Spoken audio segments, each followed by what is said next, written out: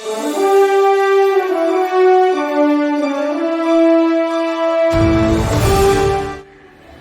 topic for class 4 was talk on favorite Indian scientists using their placards. I request Vimla ma'am to give away the certificates to the winners.